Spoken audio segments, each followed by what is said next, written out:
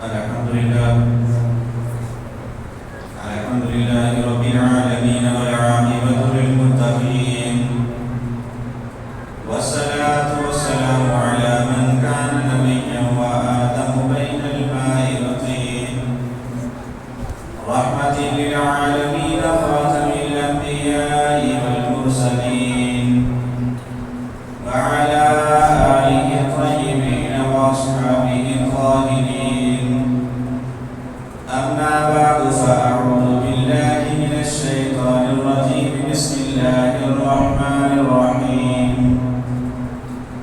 قال الله تبارك وتعالى في القرآن المجيد والفرقان الحميد إن أول بيت وضع للناس للذي ببكة مباركا وهدى للعالمين صدق الله العظيم وصدق رسوله النبي الكريم الأمين رب اشرح لي صدري ويسر لي أمري واحلل عقدة من لساني يفقهوا قولي بلغ العلا بكماله كشف الدجى بجماله حسنت جميع خصاله صلوا عليه وآله إن الله وملائكته يصلون على النبي يا أيها الذين آمنوا صلوا عليه وسلموا تسليما الصلاة والسلام عليك يا سيدي يا رسول الله وعلى آلك وأصحابك يا رحمة للعالمين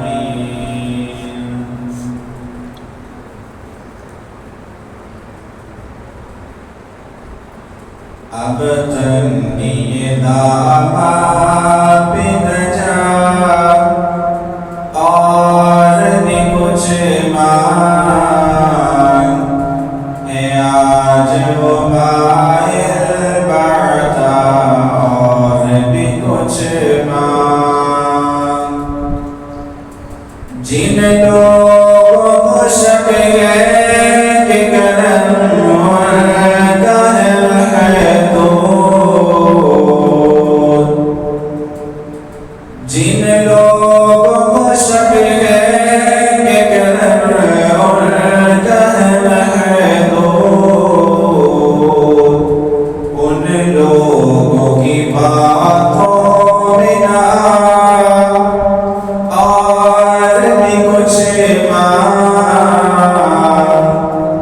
ہے آج وہ باہر بڑھتا اور بھی کچھ مانگ سرکار قدر ہے درشان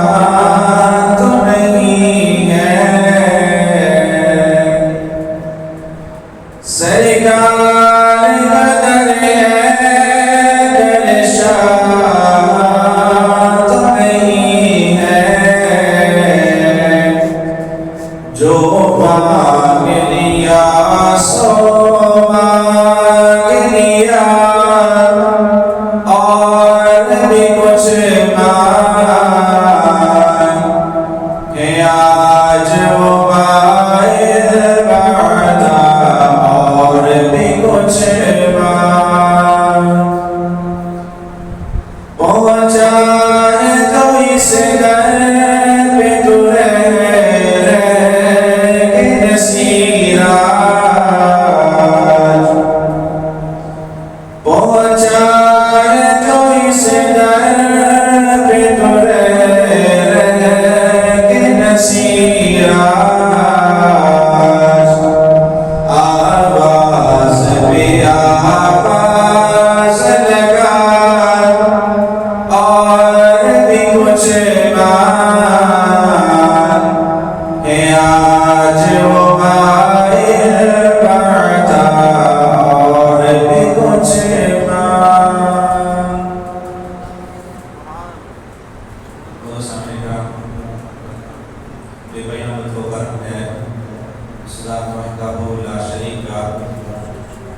کہ جس نے ہمیں پاک صاف ہو کر اپنے پاک گھر کی حاضری نصیب فرمائی۔ دعا ہے خالق حقیقی کی پاک بارگاہ میں کہ اللہ رب العزت مجھے حق سچ بیان کرنے کی توفیق عطا فرمائے اور پھر ہم سب کو اس پر عمل کی توفیق عطا فرمائے۔ سامعین ذوالفقار، ارشاد باری تعالیٰ کلام پاک کے اندر اللہ رب العزت نے فرمایا اِنَّا أَوَّلَ بَيْتٍ، سب سے پہلا گھر ابھی آدم علیہ السلام کا گھر نہیں بنا، جناب حوا کی رہائش کے لیے جناب آدم نے انتظام نہیں کیا، اپنی اولاد کے لیے جناب آدم نے ابھی انتظام نہیں کیا، اپنا سر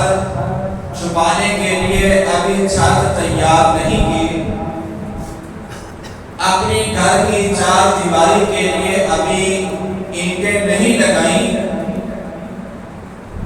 ابھی گارا پتھر اپنے گھر کے لیے جمع نہیں کیا۔ جناب آدم علیہ السلام نے اپنے گھر کی ایک بھی چیز ابھی تیار نہیں کی، اللہ رب العزت کا گھر سب سے پہلے تیار کیا۔ ہمارا آج کا جو ماحول ہے، ہم کہیں پہ جانا ہو، شفٹ ہونا ہو، تو ہم دیکھتے ہیں کہ وہاں پہ سکول نزدیک ہو، بچے آسانی سے سکول چلے جائیں، سکول کا کوئی مسئلہ نہ پیش آئے، لیکن یہ انبیاء کی سنت نہیں ہے۔ آج انبیاء کی سنت بناؤں، جناب آدم نے سب سے پہلے جو گھر تیار کیا وہ جناب آدم کا، جناب حوا کا یا ان کی اولاد کا نہیں، بلکہ جو سب سے پہلے جناب آدم نے اینٹ لگائی وہ اللہ رب العزت کے گھر کی اینٹ تھی۔ امام الانبیاء سرور دو عالم صلی اللہ علیہ وآلہ وسلم جب مدینہ میں ہجرت کر کے آئے، آپ نے بھی جناب آدم کی سنت اپنا گھر تیار نہیں کیا، اپنی رہائش کا انتظام نہیں کیا، اپنا سر ڈھانپنے کے لیے چھت تیار نہیں کی، صحابہ نے اپنی رہائش کے لیے گھر تیار نہیں کیے، جو سب سے پہلے کام کیا وہ مسجد نبوی کی تعمیر کا کام ہے۔ سب سے پہلے مسجد نبوی انہوں نے تعمیر کی۔ یہ انبیاء کی سنت ہے کہ جب کہیں جانا ہو سب سے پہلے اگر مسجد نہ ہو تو مسجد تعمیر کی جاتی ہے، اللہ رب العزت کا گھر تعمیر کیا جاتا ہے۔ جب اللہ رب العزت کا گھر تعمیر کر لیا جائے تو پھر اپنے گھر بس جاتے ہیں، لیکن اگر اللہ رب العزت کا گھر تعمیر نہ کیا جائے، آج ہر بندہ یہی کہتا ہے میرے گھر میں پریشانی، میری اولاد نافرمان، میرے گھر کے حالات بڑے خراب، رزق میں برکت نہیں۔ وجہ کیا ہے کہ اللہ کے گھر سے ہماری دوری، اللہ کے گھر سے ہماری محبت نہیں ہے۔ اب جناب آدم پر اگر بات کروں تو جناب آدم علیہ السلام نے سب سے پہلے جو گھر تعمیر کیا، فرمایا اللہ رب العزت خود قرآن میں فرما رہا ہے اِنَّا أَوَّلَ بَيْتٍ، جو سب سے پہلے گھر بنایا گیا وہ اللہ رب العزت کا گھر ہے۔ اور پھر فرمایا کہ بنایا کیوں ہے، یعنی یہ اللہ رب العزت کے جو گھر بنائے جاتے ہیں، یہ جو مسجد تعمیر کی جاتی ہیں، یہ کعبہ اللہ تعمیر کیا گیا، اس کی وجہ کیا ہے، اس کا ریزن کیا ہے؟ حالانکہ سب سے پہلے اللہ رب العزت بندہ کی دنیا میں آتا نہیں، بندے کی رہائش کا انتظام، بندے کے کھانے پینے کا انتظام، بندے کا خیال رکھنے کے لیے والدین بھائی بہن کا انتظام، اس کے بعد اللہ رب العزت اس کے جسم میں جان ڈالتا ہے۔ تو ادھر اللہ رب العزت نے فرمایا کہ اے آدم سب سے پہلے میرا گھر تعمیر کرو، سب سے پہلے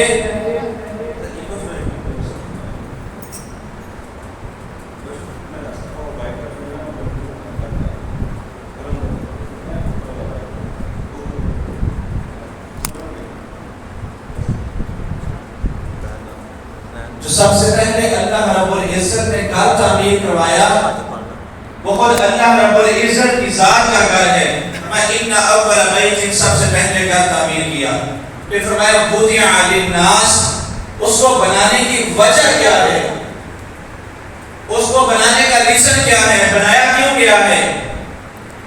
فرمایا لِلنَّاسِ، لوگوں کے لیے مبارک ہے اور لوگ اس سے ہدایت حاصل کریں. فرمایا اس لیے اللہ رب العزت نے اپنا گھر تعمیر کروایا. للہ جی کی مکہ تھا، فرمایا مکہ کے اندر ہے مبارک ہے، وہاں سے برکتیں ملتی ہیں. وَهُدًى لِّلْعَالَمِينَ، اور عالمین کے لیے ہدایت ہے. اب یہاں پہ قابل غور بات یہ ہے کہ کعبۃ اللہ جو ہے یہ اینٹوں اور پتھر سے بنا ہوا، گارے سے بنا ہوا گھر ہے. ہدایت کے لیے چاہیے کہ کوئی چیز بولتی بھی ہو، چلو بولے نہ تو کم از کم اشارہ ہی کرے. تو یہاں کعبۃ اللہ اشارہ بھی نہیں کر رہا، یہاں کعبۃ اللہ بول بھی نہیں رہا کہ کرنا یہ ہے، رکنا اس سے ہے. اس کے باوجود بھی کعبۃ اللہ ہدایت ہے. اب کعبۃ اللہ مٹی سے، پتھر سے، اینٹوں سے بنا ہوا گھر، لیکن اللہ رب العزت فرماتا ہے کہ یہ ہدایت ہے، یہ لوگوں کے لیے برکتیں بانٹنے والا گھر ہے. اب اگر کوئی بندہ کہے کہ اللہ کے ولی جو ہیں یہ کیا دے سکتے ہیں، تو اسے سب سے پہلے پوچھنا چاہیے کہ جو اللہ کا گھر ہے، یہ پتھر ہے، یہ اینٹیں ہیں، یہ کیوں مبارک ہیں، یہ کیوں برکتیں بانٹتی ہیں، یہ ہدایت کیوں بانٹتی ہیں، یہ مٹی برکت بانٹ رہی ہے، یہ پتھر، یہ اینٹیں، یہ برکت بانٹ رہی ہیں، ہدایت بانٹ رہی ہیں. اب اللہ رب العزت کا قرآن جب یہ کہتا ہے تو اللہ سے سوال کرتے ہیں کہ اے پروردگار، ہدایت کیسے ہو سکتی ہے، یہ پتھر اور اینٹوں سے بنا ہوا گھر یہ کیسے ہدایت دیتا ہے؟ تو اللہ رب العزت نے فرمایا ان الصفا والمروہ من شعائر اللہ. فرمایا صرف یہی نہیں بلکہ صفا اور مروہ یہ بھی اللہ کی نشانیوں میں سے نشانیاں ہیں. اب بندہ کو اتنا خرچہ کر کے وہاں پہ جاتا ہے، تقریباً 10 لاکھ سے اوپر ہی خرچہ ہے، 12-13 لاکھ کا جو حج ہے، وہ بندہ حج کرنے کے لیے جاتا ہے. یہاں سے اتنا پیسہ لگایا، بندے نے اپنی پوری زندگی کی جمع پونجی لگائی اور حج کرنے کے لیے چلا گیا. لیکن جب وہاں پہ حج کرنے کے لیے گیا، عبادت اللہ کی کرنے گیا، اللہ رب العزت فرماتا ہے یہ میرا گھر ہے، اس کا طواف کرو. اب اتنا خرچہ کیا وہ اینٹوں اور پتھر سے بنے ہوئے گھر کا طواف کرنے کے لیے. پروردگار اس کے اندر رکوع بھی نہیں ہے، اس کے اندر تسبیح بھی نہیں ہے، اس کے اندر سجدہ بھی نہیں ہے، لیکن صرف طواف کرنے سے بندے کے گناہ مٹ رہے ہیں، بندے کی نیکیاں زیادہ ہو رہی ہیں. اے پروردگار ایسا کیوں ہے؟ تو اللہ رب العزت نے فرمایا کہ جو بندہ میری سنت کو قائم کرتا ہے اور میرے بندوں کی سنت کو قائم کرتا ہے، اللہ رب العزت نے فرمایا کہ میرے ولیوں کی سنت کو قائم کرنے والا بندہ جب ان کی سنت پر عمل کرتا ہے تو میں اللہ رب العزت اس بندے کے پچھلے سارے گناہ معاف فرما دیتا ہوں. اب جو طواف ہے جناب ابراہیم علیہ السلام کی سنت، جناب آدم علیہ السلام کی سنت، اب جو سنت پہ عمل کرتا ہے اللہ رب العزت اس کے گناہ معاف فرما دیتا ہے. اب دوسری مرتبہ دیکھیں تو اللہ رب العزت نے میرے حبیب کو حکم دیا کہ کعبۃ اللہ سے سارے پتھر نکال دو، جتنے بت رکھے ہوئے پتھر بتوں کی شکل کے اندر، فرمایا سبھی کو نکال دیا جائے کعبۃ اللہ سے. سارے پتھر نکال دیے گئے. فرمایا کہ مقام ابراہیم اس کو نہیں نکالنا، سارے پتھر نکال دیے جائیں، لیکن کس پتھر پر جناب ابراہیم کے پاؤں لگے ہیں اس پتھر کو نہیں نکالنا، بلکہ نکالنا ہی نہیں، فرمایا کہ اس کے اوپر تم نے نفل نماز بھی ادا کرنی ہے. آپ کو بندہ کعبۃ اللہ میں جاتا ہے حج کرنے کے لیے تو جب تک وہ مقام ابراہیم پر نفل ادا نہیں کرتا، 2 رکعتیں ادا نہیں کرتا، اس بندے کا حج کامل نہیں ہوتا. اللہ رب العزت فرمانا یہ چاہتا ہے، بتانا یہ چاہتا ہے کہ جب کوئی بندہ مجھے راضی کر لیتا ہے اور وہ میرا دوست بن جاتا ہے، پھر اس کی جو سنت ہوتی ہے اگر اس کے پاؤں بھی کسی جگہ پر لگ جائیں تو میں اللہ رب العزت سارے عالم کو اس جگہ پر سجدہ کرنے کا حکم دے دیتا ہوں۔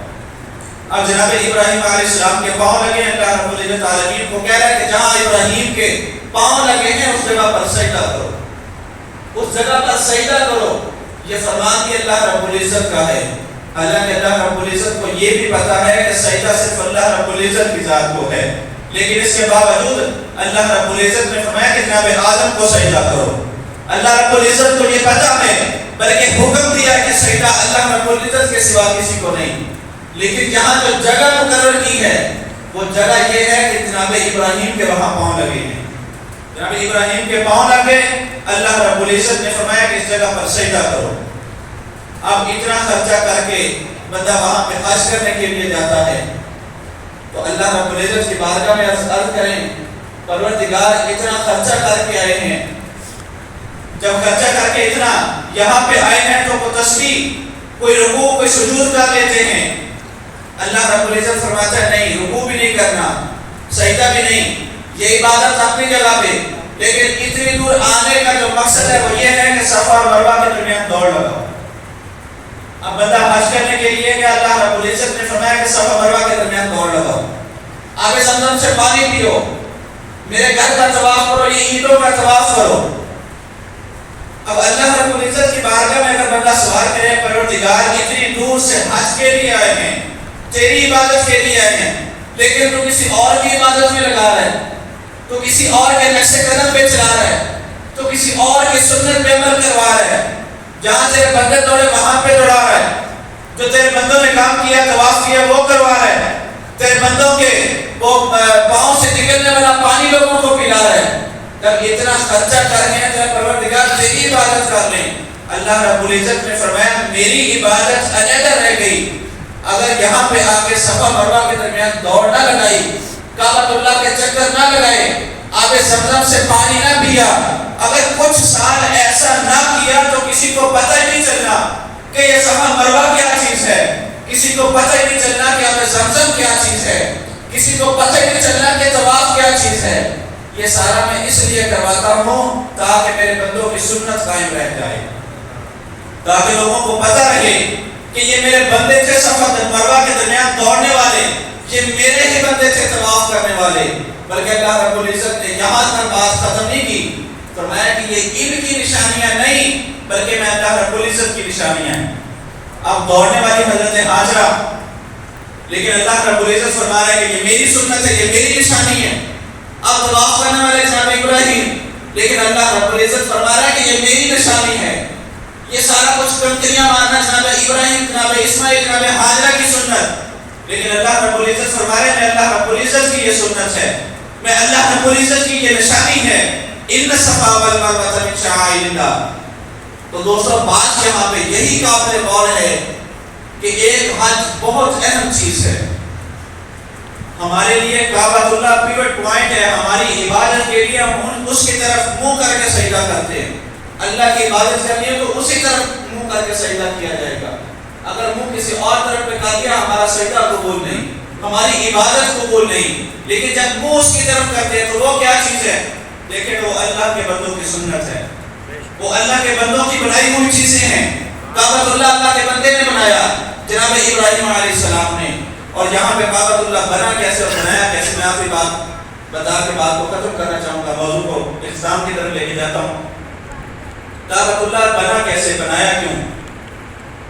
اللہ رب العزت نے سب سے پہلے آپ نے سنا ہوگا کہ جناب آدم کی توبہ قبول ہوئی تو عرش کے پائے میں لکھا ہوا تھا لا الہ الا اللہ محمد رسول اللہ، اس کے وسیلہ سے جناب آدم نے دعا کی تو ان کی دعا قبول ہوئی اور ان کی توبہ قبول ہو گئی۔ اب زمین کے اوپر اللہ رب العزت نے اپنے حبیب کا نام لکھوا دیا،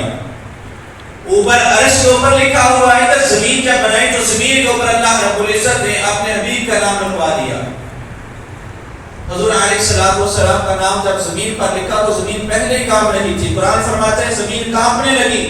اللہ رب العزت نے فرشتوں کو حکم دیا کہ اس کے اندر پہاڑوں کو گاڑ دو۔ اب تھوڑا سکون ہوا، لیکن زمین ابھی بھی لرزش میں ہے، ابھی بھی زمین کانپ رہی ہے، زمین ابھی بھی ڈر رہی ہے، زمین ابھی بھی پریشان ہے۔ تو اللہ رب العزت نے فرمایا کہ میرے حبیب کا نام اس کے اوپر لکھ دو۔ جب اللہ رب العزت کے حبیب ہمارے نبی سرکار دو عالم صلی اللہ علیہ وآلہ وسلم کا نام لکھا گیا تو اس زمین کو سکون مل گیا، زمین کو اطمینان مل گیا، زمین کی ساری پریشانیاں ختم ہو گئی۔ اب جب نام لکھا تو اللہ رب العزت نے فرمایا اے آدم اس کا دھیان رکھنا کہ کہیں کسی کا پاؤں میرے حبیب کے نام کے اوپر نہ لگ جائے، کیونکہ یہ زمین ہے، یہ چلنے کی جگہ ہے، تو کہیں ایسا نہ ہو کہ میرے حبیب کا نام لکھا اور کوئی اوپر سے گزر جائے، میں اس کو کبھی معاف نہیں کروں گا، وہ جہنم کا ایندھن بن جائے گا۔ جناب آدم علیہ السلام نے عرض کیا پروردگار ہم سے بھول ہو سکتی ہے، ہم چونکہ آدم ہیں ہم سے بھول ہو سکتی ہے، ہم آدمی ہیں، ہم انسان ہیں، ہم سے بھول ہو سکتی ہے، تو ہم اس کے اوپر سے گزر جائیں تو کیا ہمارے لیے معافی ہوگی؟ اللہ رب العزت نے فرمایا کہ کبھی نہیں ہو سکتا کہ معافی ہو، البتہ ایسا ہے کہ اس کے اوپر ایک گھر بنا دو، اس کے اوپر اللہ رب العزت کے حکم کے ساتھ جو کعبۃ اللہ بنا کہ حضور نبی اکرم صلی اللہ علیہ وآلہ وسلم کا نام لکھا ہوا تھا، اس کے اوپر اللہ رب العزت نے دیواریں کھڑی کروا دی، اس کے پاس سے ارد گرد جو ہے وہ دیواریں کھڑی کروا کے اللہ رب العزت نے اپنے حبیب کے نام کا دفاع کیا،